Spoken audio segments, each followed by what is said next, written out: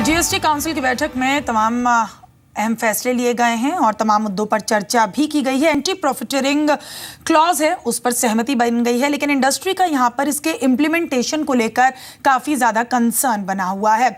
अभिषेक, आपका रुख करना चाहूंगी। आप बताइए कि एंटी प्रॉफिटरिंग क्लॉज पर सहमति तो बन गई है, लेकिन आगे आप भी क्या इसके इम्प्लीमेंटेशन पर काफी ज्यादा चैलेंजेस देखते हैं और कितना इंपॉर्टेंट एस्पेक्ट आप इसे मान रहे हैं? देखिए, दो तीन बहुत इंपॉर्टेंट बात है एंटी प्रॉफिटरिंग को समझना चाहिए जी।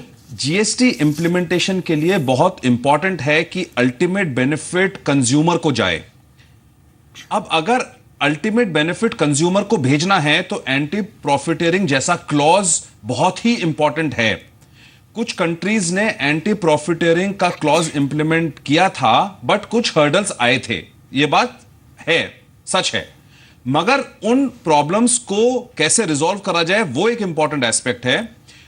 सेकंड बहुत ही इंपॉर्टेंट एस्पेक्ट है कि जैसे हमने बात सुनी एमएसएमईज की जी, आपके चैनल के माध्यम से मैं ये गवर्नमेंट को सजेशन देना चाहता हूं कि जब वो एंटी प्रॉफिटरिंग का प्रोविजन लगाते हैं तो वो उसमें दो रिस्ट्रिक्शन लगा सकते हैं।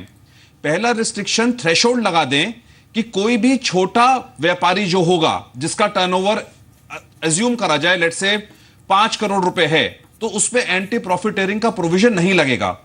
उससे क्या होगा, ये एमएसएमई सेक्टर को बहुत बड़ा बेनिफिट मिलेगा, उनको कंप्लायंस बर्डन कम होगा एंड इकोनॉमी में बड़ा अच्छा फायदा होगा।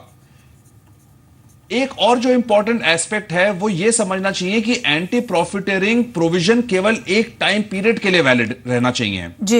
एंटी प्रॉफिटरिंग आप 3 या 4 साल के लिए नहीं लगा सकते। सो आप उसको 6 मंथ्स या 9 मंथ्स के लिए इंप्लीमेंट करिए, बिकॉज उसके बाद market forces, the natural demand and supply and the competition will take care of the situation. So ये कहना कि एंटी प्रॉफिटरिंग प्रोविजन गलत है, मैं नहीं मानूंगा, मैं सहमति नहीं दूंगा। एंटी प्रॉफिटरिंग प्रोविजन बहुत जरूरी है, क्योंकि तभी रियल बेनिफिट कंज्यूमर को जा सकता है। क्योंकि हमें आज की डेट में ऐसे बहुत सारे आइटम्स हैं जिन पे इफेक्टिव टैक्स रेट 26 to 28% है। अब अगर गवर्नमेंट वो टैक्स 28% से 18% तक लेके जाती है तो उस 10% का जो टैक्स बेनिफिट इंडस्ट्री को मिल रहा है या किसी सेक्टर को मिल रहा है वो कंज्यूमर को जाना चाहिए। चलिए वेद जैन इस पर क्या सोचते हैं उनसे भी बात करते हैं। जी अभिषेक, जी जी जी बने रहिए हमारे साथ। वेद जैन जी, आपने पूरी बात सुनी, कि आपको भी ऐसा लगता है कि जो छोटे व्यापारी हैं उसको इसमें से एग्जेम्प्ट करना चाहिए और साथ ही साथ इसके लिए एक टाइम फ्रेम भी रखना चाहिए? देखिए, एक बात पहले माननी चाहिए कि आज की डेट में जब हम लिबरलाइज इकोनॉमी की बात करते हैं, कम्पिटिटिव इकोनॉमी की बात करते हैं, तो जब जीएसटी इम्प्लीमेंट करने की बात करते हैं तो हमें ट्रेड पे और इंडस्ट्री पे भरोसा करना चाहिए। और आप ये सोच के चलें कि साहब अगर ये एंटी प्रॉफिटरिंग की क्लॉज लगा के ही इसमें से कुछ हो सकता है, तो आप ये सोचिए कि जीएसटी के इम्प्लीमेंटेशन में कितनी मुश्किलें आएंगी, क्योंकि पहले ही एक नया प्रोविज़न है जिसके चैलेंजेस बहुत हैं। और जैसे अभी कहा ही जा रहा था, मेरे से पहले प्रवक्ता कह रहे थे कि देखिए हाँ, बाहर वाले कंट्री में काफ़ी तकलीफ आई है एंटी प्रॉफिटरिंग के बारे में।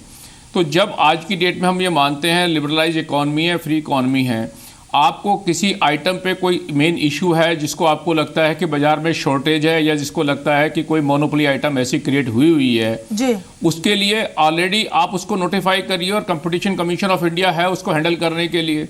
अगर आप एंटी प्रॉफिटरिंग क्लॉज जैसे आप अप्रूव कर दी है, लगाएंगे, ठीक है, एक देश को, जनता को दिखाने के लिए लगता है कि हमने बहुत अच्छा कदम उठाया है।